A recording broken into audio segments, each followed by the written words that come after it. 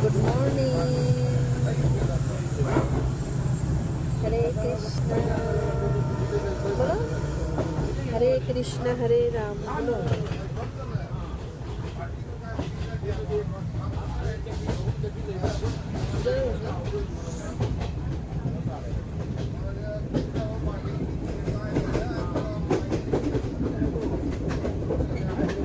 এখন সকাল হয়ে গেছে, তার জন্য দেখতে খুব সুন্দর লাগছে। দেখো গাছপালা খুবই ভালো লাগছে দেখে। আর যেহেতু সূর্য এখন উঠেছে, তো সূর্য ওঠার পরে আকাশটা দেখতে এত সুন্দর লাগে, মানে কি বলবো। তো ঘরে থাকলে তো ওরকমভাবে দেখা হয় না, কেন কি এত সকাল উঠা হয় না যেহেতু। তো এখন যে মর্নিং মোটামুটি 5:30 বাজছে, তো মোটামুটি আমরা এসেই পড়েছি, বেশি একটা দূর না।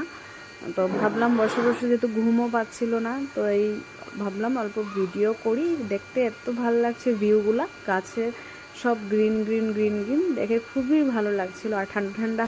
এখন ফাইনালি আমরা শিলচরে এসে পেয়ে গেছি। আর যখন নিজের জায়গাতে এসে পাওয়া হয় অনেকটা ভালো লাগে, কেন ট্রেনে গাড়িতে বসতে বসতে অনেকটা টায়ার্ড ফিল হয়। তো যখন নিজের জায়গাটাতে আসে না, খুব একটা রিল্যাক্স ফিল হয়।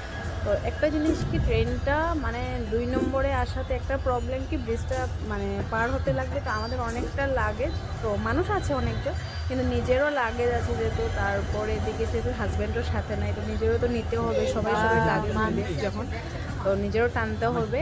তো যাই হোক, আজকে স্টেশনে অনেকটা ভিড়, প্যাসেঞ্জার আছে অনেক প্যাসেঞ্জার।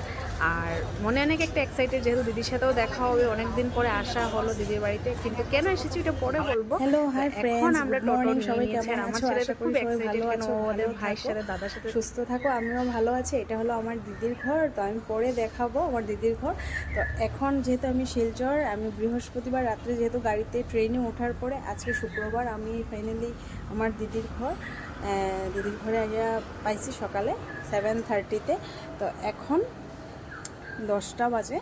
তো কেন আসলাম আমি শিলচর, বা কী রিজন বা কী প্রোগ্রাম, ওইটা আমি নেক্সট ব্লগে দেখাবো। আর তোমরা আমার ব্লগ দেখতে থাকো, যদি ভালো লাগে please like comment share, please please যদি ভালো লাগে।